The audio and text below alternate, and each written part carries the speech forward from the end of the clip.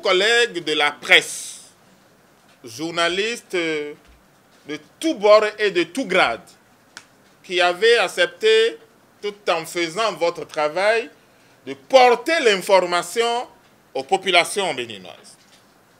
Nous traitons d'un sujet important, très sensible, la formation de l'avenir, de la jeunesse.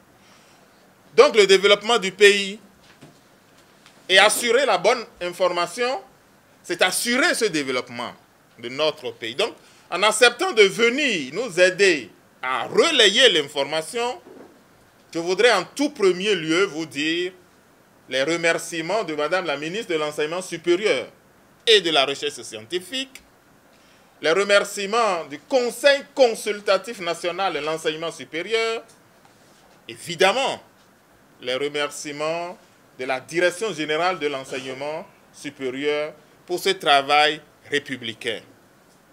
Merci donc aux journalistes, merci à tous les acteurs qui ont travaillé, qui ont impacté le processus d'élaboration de cette liste-là.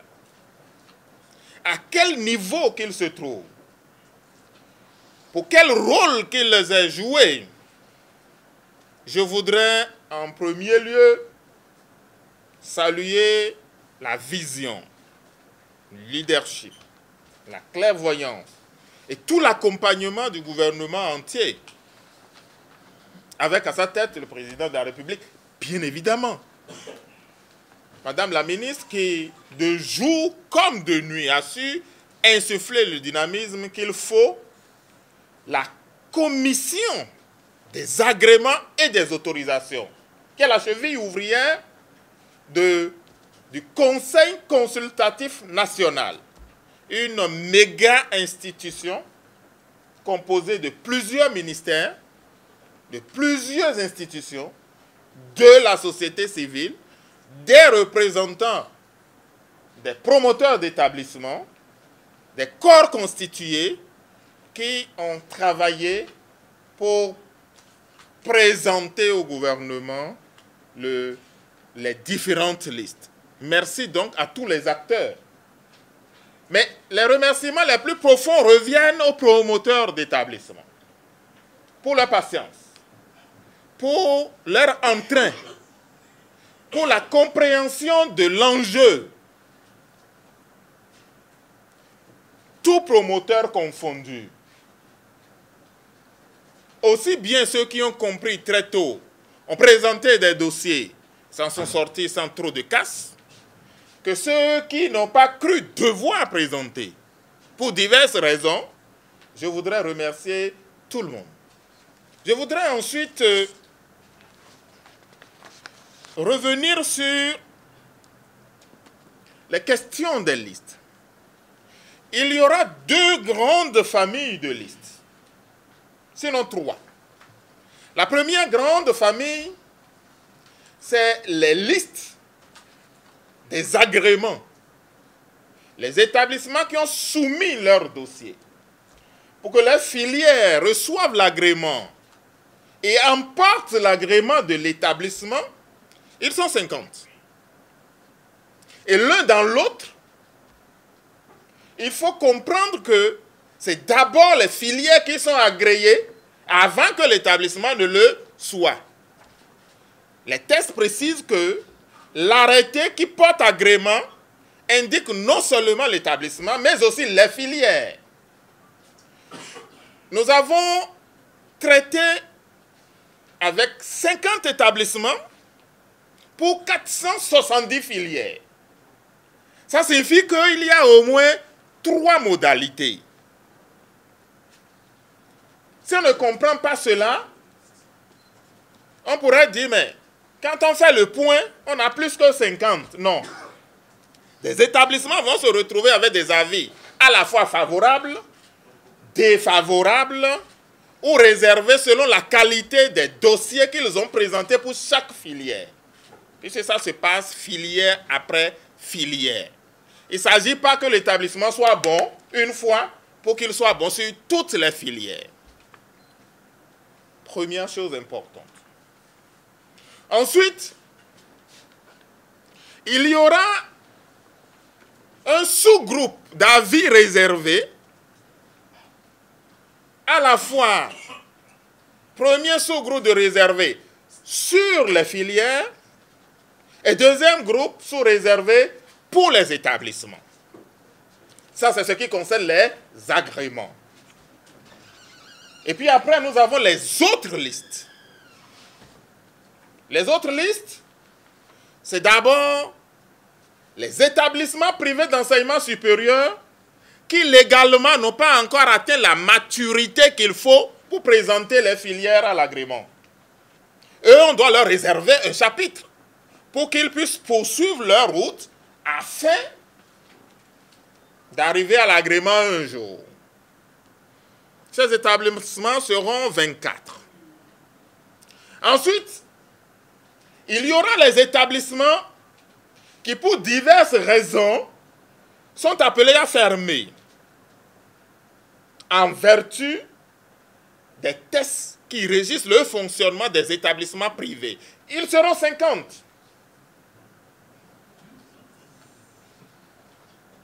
Enfin, sur les listes annuelles, il y a une liste de 12 établissements qui devraient normalement venir à l'agrément,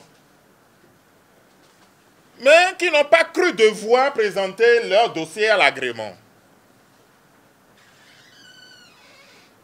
Ils n'ont pas écrit au ministère, ils n'ont pas écrit au conseil consultatif pour dire pourquoi nous n'avons pas fait. Ah, c'est une exigence, c'est une réforme majeure.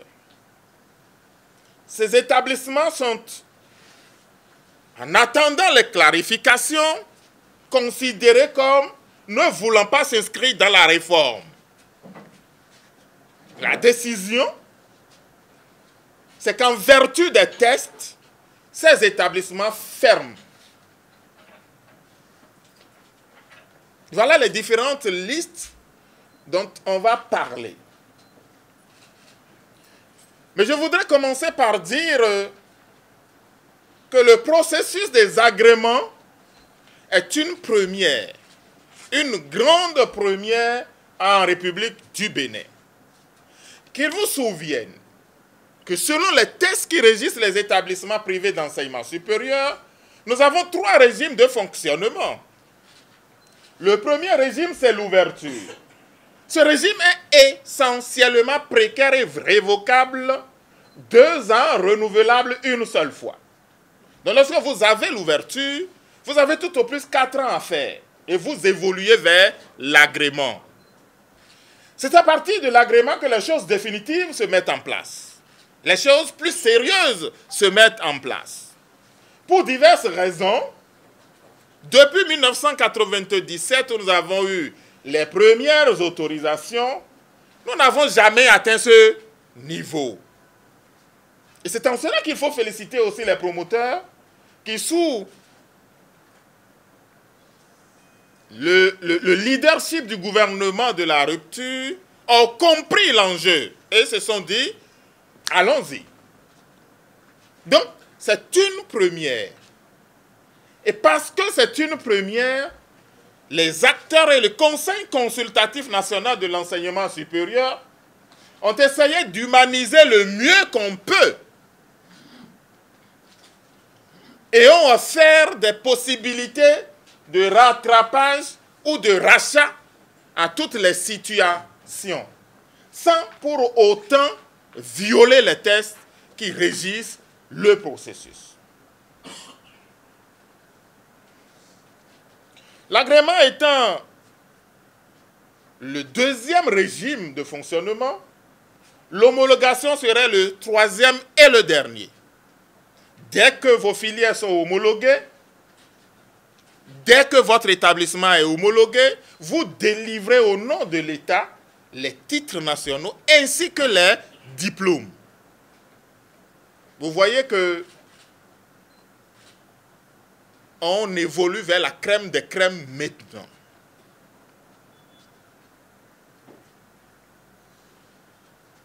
Conformément au test donc, les acteurs se sont réunis pour aller sur la question. Je voudrais d'abord vous évoquer avec vous les fondements juridiques qui ont encadré ce travail. Il y a d'abord la loi 2003-17 du 11 novembre 2003 qui porte orientation de l'éducation nationale en République du Bénin et la loi 2005-33 du 6 octobre 2005 qui l'a modifiée.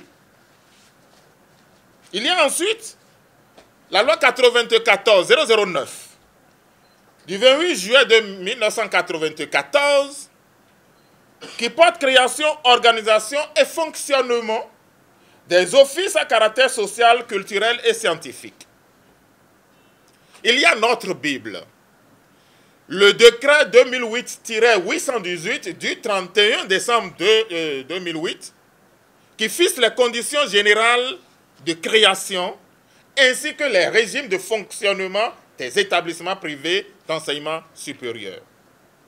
Il y a le décret 2010-297 du 11 juin 2010 qui porte conditions de reconnaissance des diplômes délivrés par les EPES pour lesquels l'État n'organise pas d'examen national. Il y a ensuite le décret 2017-197 du 29 mars 2017 qui porte examens nationaux de licence et de master en République du Bénin. C'est notamment ce décret qu'il dit, au terme de l'année 2018-2019, tous les établissements privés qui n'auraient pas engagé le processus sont purement et simplement fermés. Ça tire sa source de ce décret-là. Entre autres, il y a le décret 2018-261 du 27 juin 2018 qui porte réglementation de la publicité sur les établissements privés d'enseignement supérieur. Et puis il y a l'arrêté 350 qui est un arrêté d'application du décret 818 énoncé précédemment. C'est à l'intérieur de tous ces tests que le processus d'agrément s'est mis en place depuis mai 2017. Je reviendrai sur la chronologie et la méthodologie suivie. Je voudrais maintenant vous donner les critères retenus et validés par les différentes instances.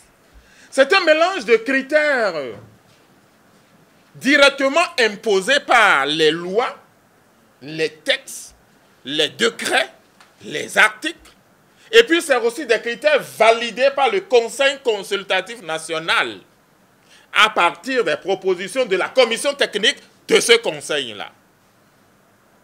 Il n'échappera à personne que le Conseil consultatif national a tout son nom de institution nationale qui accompagne le ministère de l'enseignement supérieur. On n'a pas moins de 6 ministères avec des représentants.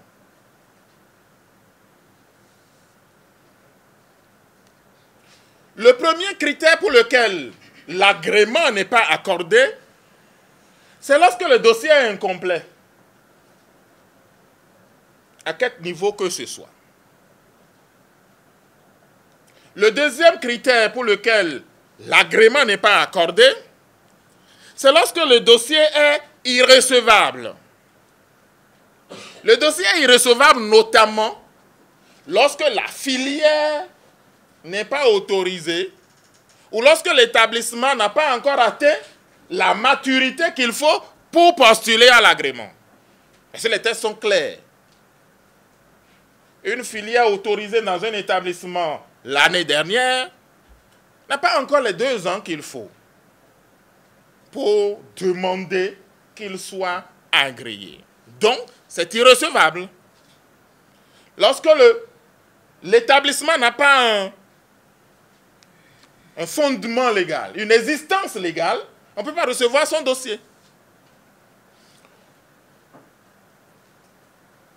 Le troisième critère, de refus et même d'élimination, et ça c'est la loi, c'est lorsque le promoteur est agent contractuel de l'État ou agent permanent de l'État. Rappelez-vous, dans le pays, nous avons la loi 2015-18 du 23 février 2017 qui porte statut général de la fonction publique. En son article 20, ainsi que la loi 2011-20 du 12 octobre 2011 qui porte lutte contre la corruption et autres infractions connexes en République du Bénin en son article 10 qui indique très clairement que si vous êtes ACE ou APE, vous avez un statut professionnel incompatible avec celui de promoteur d'établissement privé d'enseignement supérieur. Suivez mon regard. À côté, il y a des décisions qui ont été déjà prises dans ce sens, dans un secteur proche du nôtre. Il y a aussi le statut d'agent retraité de moins de 5 ans dans le même corps, donc le corps d'enseignant. La loi dispose aussi que, même si vous êtes agent retraité, dans le même corps, ici c'est l'enseignement, si vous n'avez pas encore 5 ans, il y aura conflit d'intérêts, vous ne pouvez pas. Il y a donc retrait de l'autorisation d'ouverture, donc simplement fermeture, c'est la conséquence. Il y a l'absence d'autorisation de la filière et de l'établissement comme critère de refus. Il y a un seuil inférieur ou égal à 50% des demandes complètes d'autorisation d'enseigner. Les textes disposent que pour aller enseigner dans les établissements privés, il faut en être autorisé par le ministre. Donc, au nombre de pièces à fournir, c'est les autorisations d'enseigner. À ce niveau, le conseil consultatif a pris la mesure de la réalité, a écouté et a été sensible à toutes les difficultés que rencontrent nos collègues pour réunir les dossiers venus solliciter l'autorisation d'enseigner. Donc, la barre a été mise à 50% en se disant qu'une fois agréé, le promoteur ne s'assierait pas sur ses lauriers. L'année qui suivra, il fera l'effort et au bout de quelques années, il aura les 100% d'intervenants dûment autorisés. On aurait pu exiger dès le départ les 100%. On a dit on met la barre à 50%. Nos collègues qui travaillent beaucoup avec les collègues des universités publiques savent tout ce qu'ils ont vécu pour obtenir les dossiers. Ça, c'est entre nous. Lorsque l'enquête de moralité vous est défavorable, vous n'aurez pas l'agrément. Et cela va de soi parce qu'on ne confiera pas les enfants de la République à des gens aux moralités douteuses. Lorsqu'il n'existe pas d'infrastructure immobilière en propre, normée et sécurisée, vous ne pouvez pas avoir l'agrément. Lorsqu'il y a absence ou insuffisance d'équipement en termes de bibliothèque, en termes d'ordinateurs, en termes de laboratoire ou autre type d'équipement didactique, vous ne pourriez pas assurer une bonne formation, donc vous n'aurez pas l'agrément. Lorsque vous vous retrouvez avec des présidents de conseils scientifiques pluriels, c'est-à-dire que le même président de votre conseil scientifique est aussi président dans 2, 3, 4, 5 ou 6 établissements privés d'enseignement supérieur, on ne vous donne pas l'agrément. Il y a des tests qui l'interdisent. lorsque le promoteur est condamné une fois par la justice dans l'exercice de sa fonction de promoteur pour des raisons liées à l'établissement, à la gestion, à ce qui nous concerne, vous n'avez pas l'agrément. Lorsque l'établissement privé d'enseignement supérieur est condamné une fois par la justice, vous n'avez pas l'agrément. Après discussion, après croisement, après analyse, voilà les 12 conditions et critères qui ont présidé au travail pour l'agrément à accorder ou non aux filières telles que présentées.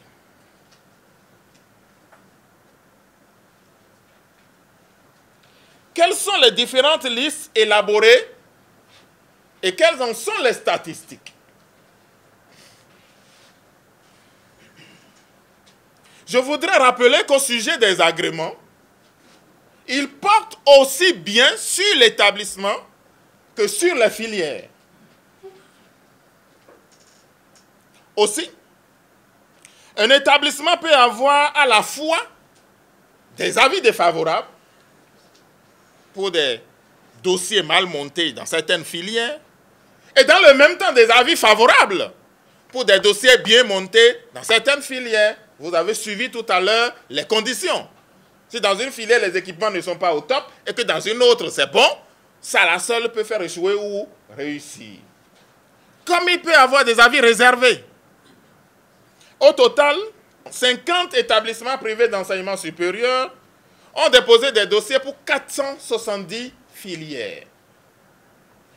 Avec la qualité des dossiers présentés de différentes fortunes. Dans un premier temps, nous avions 20 établissements privés d'enseignement supérieur qui ont reçu des avis favorables dans diverses filières. Ces avis favorables sont provisoires. J'insiste pour dire que toutes les listes sont provisoires.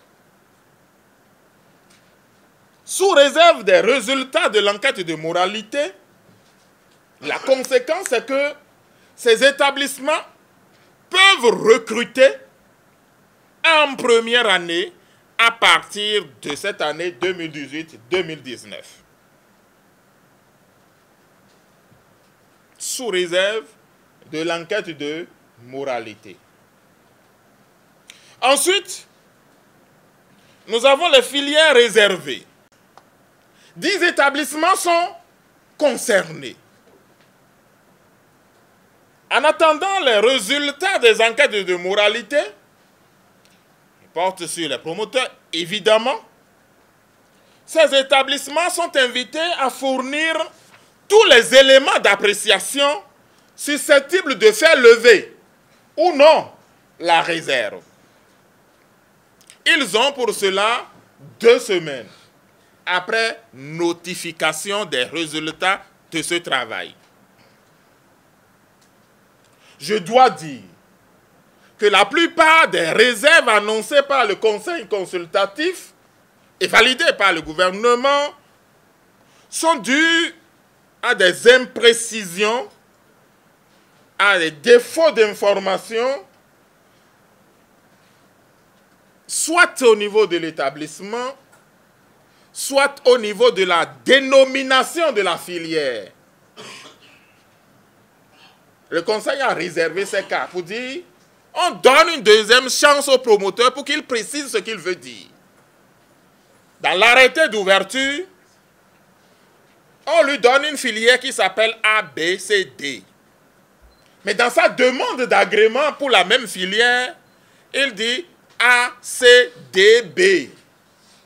Si on agrée ça, on n'a pas une base légale de départ pour agréer. A, B, C, D n'est pas A, C, D, B. Donc, le conseil dit, retournez vers lui, demandez-lui si c'est vraiment A, C, D, B ou c'est plutôt A, B, D, C qu'il veut dire. C'est essentiellement pour ces raisons qu'on a réservé ces affaires-là. Ensuite, il y a les filières qui ont reçu des avis défavorables. 27 établissements privés d'enseignement supérieur se retrouvent dans ce cas. J'insiste pour dire que parmi les 27, il y en a déjà parmi les 20 qui ont reçu des favorables. Parce que c'est des modalités plurielles. Il ne sera donc pas question de faire une addition simple. Ces établissements, ces 27 établissements, ne sont pas autorisés à recruter pour la rentrée de 2018-2019 des étudiants en première année dans les filières concernées. C'est la conséquence. Et le Conseil a estimé que ce n'est que justice. Parce que vous avez été à l'agrément dans une filière, vous n'avez pas obtenu l'agrément. On vous donne une deuxième chance. Mais en attendant, vous gelez le recrutement dans cette filière. Et l'année prochaine, vous postulez. Si vous réussissez, vous reprenez à partir de la première année. Mais si vous échouez,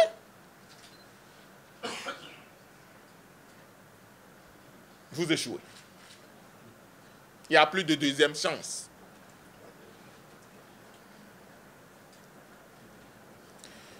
Ces établissements peuvent tout au plus poursuivre en deuxième et en troisième année. Ils ont la possibilité de présenter à nouveau leur dossier d'agrément l'année prochaine. Les principaux motifs de refus sont, c'est-à-dire quand on a croisé les 12 critères, ce qui revient le plus, c'est dossier incomplet. C'est des dossiers non déposés.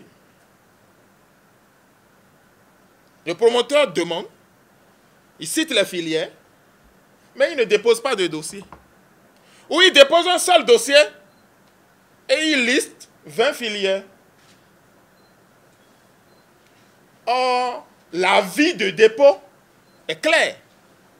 C'est par filière, puisque, je donne un exemple, il n'est réellement, il n'est concrètement pas possible, aucun hasard ne peut justifier que vous ayez le même nombre d'étudiants dans 2, 3, 4, 5, 20 filières la même année, au premier semestre, au deuxième semestre, au troisième semestre, au quatrième semestre, au cinquième et au sixième semestre. Dans la réalité, on n'a jamais découvert ça. Il n'est pas possible que d'une filière à une autre, ce soit les mêmes équipements que vous utilisez.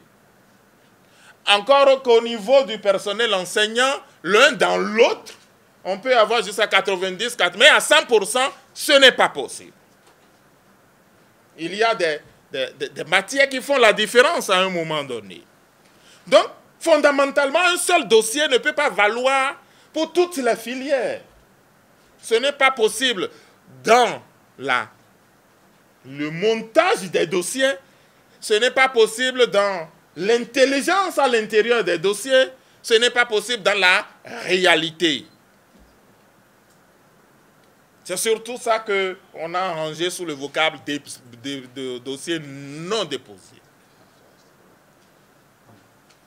Ensuite, ceux qui ont reçu des avis défavorables, c'est des filières non autorisées. La plupart du temps. C'est des statuts professionnels des promoteurs incompatibles avec la loi, soit des APE, soit des ACE. Ou parfois, c'est des insuffisances qualitatives du dossier. Nous appelons insuffisance qualitative le nombre minima d'autorisation d'enseigner non requis. Il y a des extrêmes maintenant que les délibérations sont levées, qu'on peut dire. Des dossiers sont parvenus sur la table des conseillers pour 8 filières, dont 5 de licence et 3 de master, avec en tout et pour tout 10 enseignants, dont un seul docteur. 3 masterisants, 6 mémorants. Est-ce que de vous à moi, c'est possible? Ce n'est pas ça dans la réalité, mais c'est ce que lui-même il a présenté. On ne peut pas lui dire non, ce n'est pas ça, c'est autre chose. Ces gens certainement auront la possibilité de se rattraper. On ne peut pas gérer 3 masters avec ce personnel enseignant, ce n'est pas possible. Et 8 filières avec 10 personnes, si on le fait, personne ne prendra le béné au sérieux. Je donne des cas extrêmes. Ça peut être arrivé une seule fois, mais c'est arrivé. Ou bien, vous avez des dossiers qui sont complets, mais qui n'ont pas atteint le seuil de réussite. Puisque ça a été pondéré. Le dossier est là, la pièce est là, sa qualité a fait qu'il n'a pas la totalité du point et il se retrouve à la fin avec un seuil insuffisant pour emporter l'agrément. Voilà essentiellement des choses qui ont rendu défavorables les demandes au niveau des filières. Je dois dire que tout ce travail, depuis la fin de la réception des dossiers, a été fait sous anonymat jusqu'à la fin du processus. Ce qui a rendu complètement objectif et facile le traitement des dossiers. On ne voyait que des codes, on ne voyait que des chiffres. Et c'est à la fin que l'anonymat a été levé. C'est important de le souligner. Enfin, il y a des établissements qui ont reçu des avis réservés. Les avis réservés donnés aux établissements, c'est notamment en raison des imprécisions, soit sur la qualité du promoteur ou le statut de l'établissement. Un peu comme nous avions fait pour les réservés des filières, nous avions dit, avec les juristes, avec la loi, nous réservons un ensemble d'établissements pour aller chercher les garanties nécessaires avant d'ouvrir ces dossiers.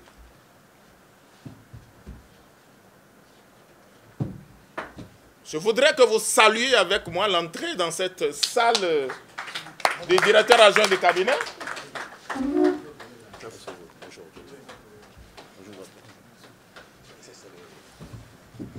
Excusez-moi de perturber le cours normal. Donc, pour manque de précision, et en attendant les informations officielles, ainsi que les clarifications des promoteurs au sujet de leur statut ou au sujet du statut de l'établissement, ces derniers sont réservés. Vous verrez donc dans la liste 7 établissements qui sont réservés. Une fois que les informations sont données, on ouvrira le dossier. Les informations, lorsqu'il manque ou lorsqu'elles sont données dans un sens pour éliminer, ces établissements seront éliminés. Lorsqu'elles sont données dans l'autre sens, où ils sont éligibles, donc candidats, on ouvrira maintenant les dossiers, on ira au fond du dossier. Ça peut être favorable, comme ça peut être défavorable.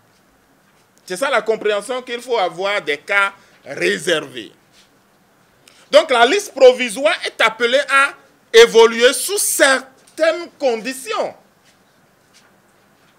Et cette évolution, je vous rassure tout de suite, reprendra encore le même circuit de la commission technique, du conseil consultatif, ainsi de suite. Le nombre, si vous additionnez les 27, les 10, les 7 et les 20, vous aurez 64. Ne vous y méprenez pas. Le nombre 64, au lieu de 50, se justifie donc par les 3 modalités qu'un même établissement pourrait avoir à la fois. Important à savoir. Et là, j'attends modestement l'accompagnement des collègues journalistes pour démontrer qu'en réalité, on a annoncé 50, mais pour ces précisions, on peut se retrouver à 64 banalement, ce qui se comprend. De toute façon, lorsque vous consulterez la liste, vous verrez que le même établissement est ou peut être dans défavorable, dans réservé et aussi dans favorable. Et pourtant, c'est un seul établissement. Si vous le comptez 3 fois, on aurait mathématiquement fait une faute ou une erreur.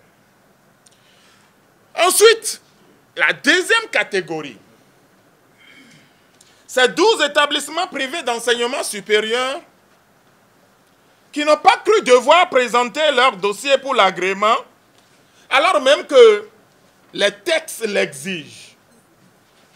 Au terme de l'article 6 du décret 194 du 29 mars 2017, ainsi que des dispositions des autres textes en vigueur, ces établissements seront purement et simplement fermés. Si vous lisez le communiqué du Conseil des ministres, scrupuleusement, il faut veiller à ça. Ils seront fermés, sans possibilité de venir l'année prochaine soumettre leur dossier à l'agrément. C'est la grosse nuance. Avec ceux qui ont reçu des défavorables et qui ont une deuxième chance pour se sauver. Parce qu'entre autres arguments, on estime que voilà des établissements qui décident de ne pas aller dans le sens des réformes. Je refuse de penser qu'ils ont décidé d'affronter l'État. Je refuse ça. Et je suis à un niveau où j'entends diverses raisons. Et je suis bien placé pour dire que ce n'est pas ce sentiment de défiance qui explique qu'il n'est pas présenté. C'est une mauvaise appréciation de la situation. Mais les conséquences juridiques ou les implications relatives au test, voilà ce que je viens de vous lire. Ils sont 12. Voilà ainsi présentés les principaux résultats des agréments. À présent, les listes annuelles. Vous savez que les tests font obligation au ministère de l'Enseignement supérieur et de la Recherche scientifique de publier chaque année la liste des établissements fermés, la liste des établissements autorisés à poursuivre. Donc, à côté des agréments, qui pour ceux qui ont reçu l'avis favorable sont d'office sur la liste des établissements autorisés à poursuivre, il y en a qui ne sont pas allés à l'agrément, qui ne peuvent pas aller à l'agrément. Ces gens-là ont droit à la liste annuelle. La plupart, c'est des établissements qui ont été créés l'année dernière ou cette année, disons l'année dernière. 2017-2018. Il faut attendre l'année prochaine pour qu'ils soient mûrs ou matures pour candidater à l'agrément. Ils sont 24.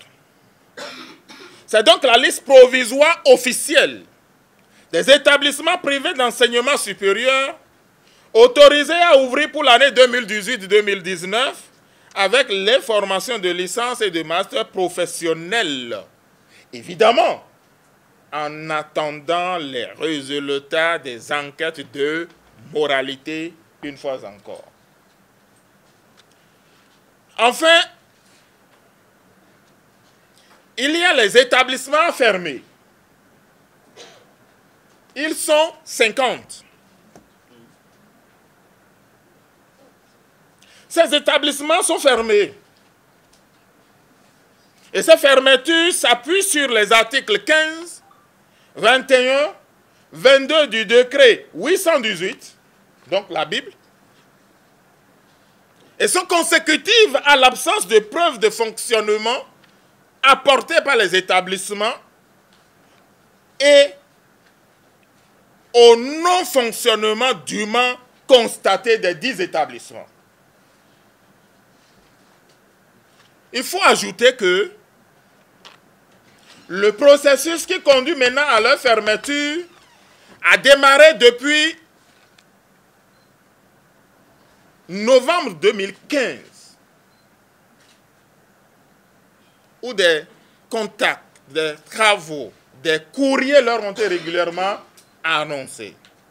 Il n'échappera pas au peuple béninois, en tout cas pas à vous, journalistes, qu'en octobre 2016, 49 établissements ont été suspendus. Des 50, c'est majoritairement ces établissements qui ont été suspendus et qui n'ont pas apporté la preuve de leur fonctionnalité ou de leur fonctionnement. Les tests sont clairs. Lorsque pendant 2 ans consécutifs, vous ne donnez pas signe de vie, qu'on n'arrive pas à vous retrouver là où on vous a mis, quand votre téléphone ne prend pas, donc on vous perd des radars, on fait les fouilles complémentaires, au bout de 2 ans, on vous ferme. Mais nous avions commencé cette histoire depuis. Les conseils consultatifs nationaux de l'enseignement supérieur successifs ont soit validé, entériné cette décision, et celui d'octobre 2018 a dit « allez plus loin, fermez-les ». Il est évident que cette liste reste et demeure provisoire d'ici à 2 semaines. Ses collègues ont donc la possibilité, comme tous les autres, de chercher à fournir les précisions qu'il faut dans le but de, en tout cas à réclamer, et on leur dira.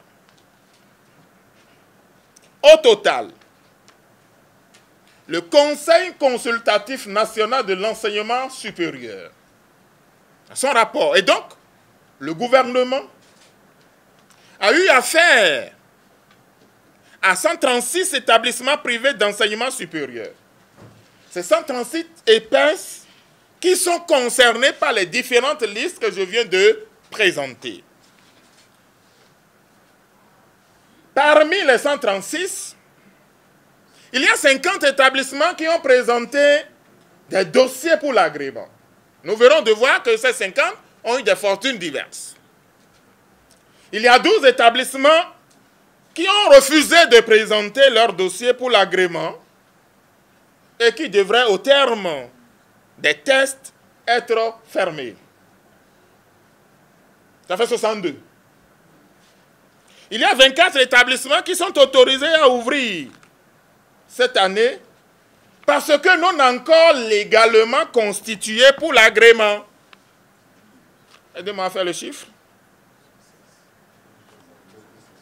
Et puis il y a 50 établissements qui sont appelés à fermer pour non-fonctionnement pendant 2 années consécutives, article 21 du décret. Si vous faites le chiffre, 136. Voilà pour les statistiques, voilà pour les différentes listes que nous avons en présence. Je voudrais dire un petit mot sur la méthodologie suivie. En mai 2017, le Conseil consultatif a validé le guide de l'usager, conformément au décret. Ce guide des usagers porte la liste des pièces à fournir pour l'agrément. En janvier 2018, une note de service, la note de service numéro 19, a été prise et les établissements privés d'enseignement supérieur ont reçu l'information. En juin 2018, il y a une relance pour rappeler que le terme arrive. En juin 2018, à la demande des structures fêtières des établissements privés et sur autorisation de Madame la ministre, des séances de sensibilisation et d'explication ont été menées avec les associations fêtières. Le 20 août 2018, il y a eu la clôture des dépôts de dossiers. Cette clôture initialement prévue pour le 16 août, dans la note de service de janvier 2018. Les promoteurs ont demandé, des associations ont demandé à l'autorité de bien vouloir accorder une prolongation. Et ça a été ramené au 20 août. Entre août et septembre, il y a eu la délivrance de divers actes entrant dans le cadre des dossiers. Août 2018, les travaux techniques de dépouillement des dossiers ont commencé. Septembre 2018, la session de validation des critères par la commission technique des agréments s'est tenue. Les critères sont retenus et validés. Dans le même mois, ces critères ont été appliqués et implémentés par le comité technique et la commission technique. En septembre 2018, toujours, la commission technique a procédé à complément d'information où des courriers ont été envoyés aux structures officielles pour préciser divers statuts de divers promoteurs. Septembre 2018, le comité technique a finalisé les travaux préparatoires. Nous étions dans les travaux préparatoires. Dans le même mois de septembre, il y a eu encodage des travaux et démarrage des travaux réels. L'encodage a donné lieu à l'anonymat. L'anonymat a permis ou a fait démarrer le traitement des dossiers sous anonymat. Les résultats sont là.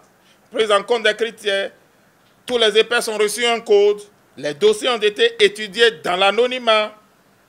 Toujours dans le mois de septembre, il y a une session plénière de la commission technique qui a étudié point par point et a validé les différents dossiers et donc la liste provisoire. Je disais tantôt qu'il y a eu 470 filières, il y a eu 470 fiches de réception, 470 fiches d'analyse, 470 fiches de validation, 470 fiches de confirmation par le Conseil consultatif national de l'eau. Et tout ça sous anonymat. Le 10 octobre, il y a eu la première session plénière du Conseil consultatif qui est revenu sur tout le travail qui a été fait et qui a annoté et validé. Le 12 octobre, les résultats de cette première session plénière ont été présentés à l'autorité. Ce même 12 octobre, le Conseil consultatif a recueilli les observations ainsi que les préoccupations de l'autorité. 4 jours plus tard, le 16 octobre, il y a une deuxième session du Conseil consultatif pour l'étude et la prise en compte des préoccupations ainsi que des observations de l'autorité ministérielle. Compte en a été rendu à l'autorité qui, à son tour, a rendu compte à la haute autorité.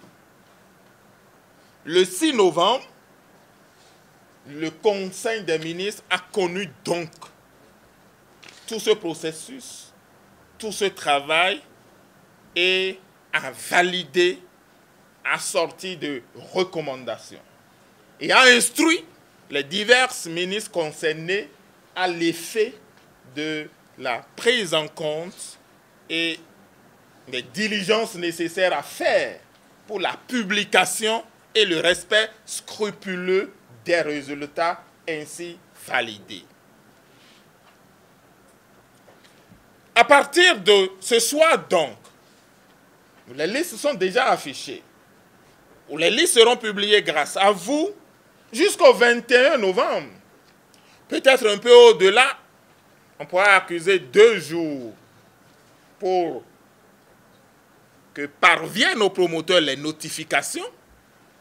Donc, dans une période de 2 semaines, quelques jours, nous rentrons dans la phase des réclamations. Et je voudrais appeler l'attention des collègues promoteurs sur cette période très importante, extrêmement importante.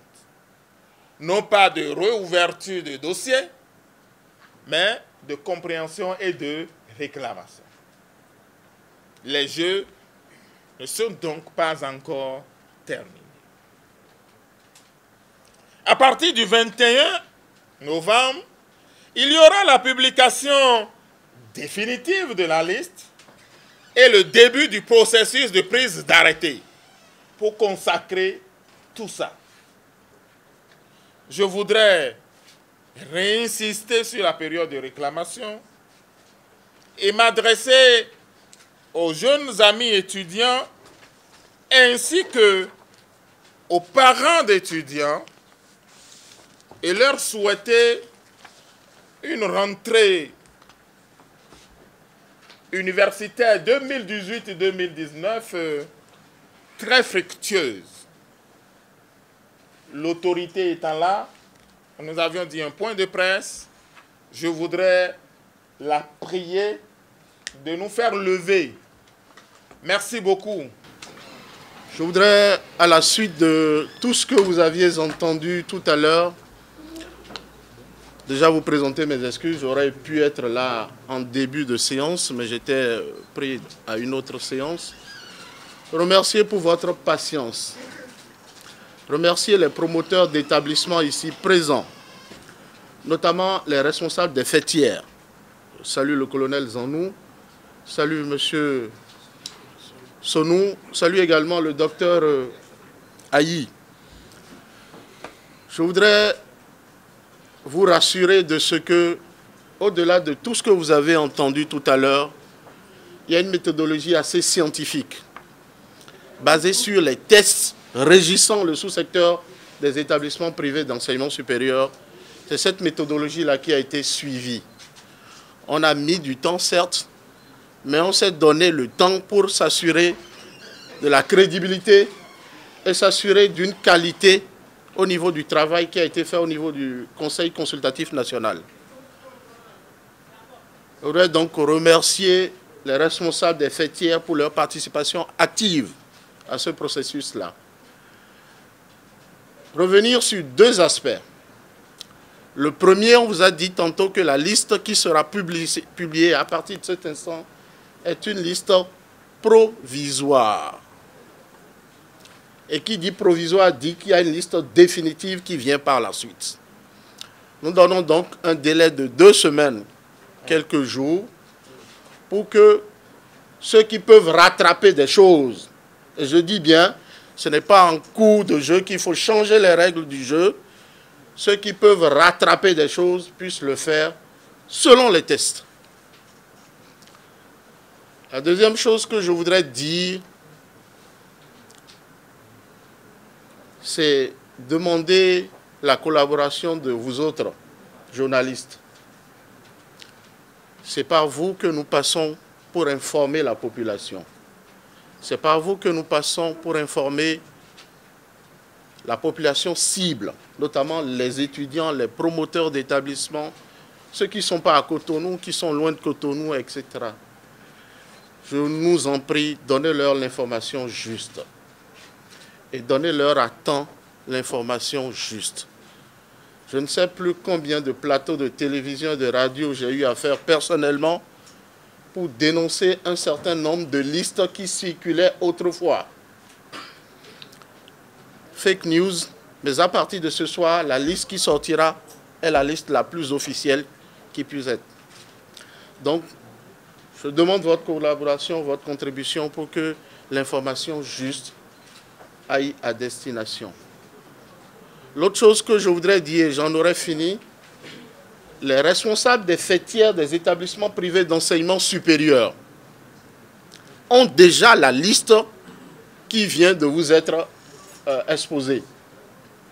Colonel Zanou, Monsieur Sonou, ok.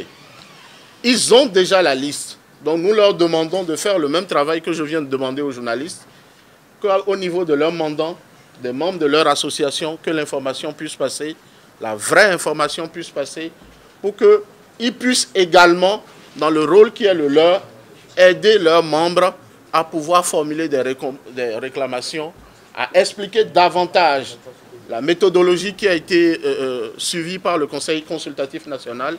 S'il y a des réclamations, qu'on puisse les faire dans le délai imparti. C'est ce que je tenais à vous dire au nom de Madame la ministre qui m'a dépêché sur les lieux pour venir donner tout le cachet qu'il faut. Je dis bien tout le cachet qu'il faut à la suite de la décision qui a été prise en Conseil hier soir. Sur ce, comme ce n'est pas une conférence de presse et que ce n'est qu'un point de presse, je commence à apprendre votre jargon, chers amis. La séance est levée. Je vous souhaite une excellente soirée. Merci.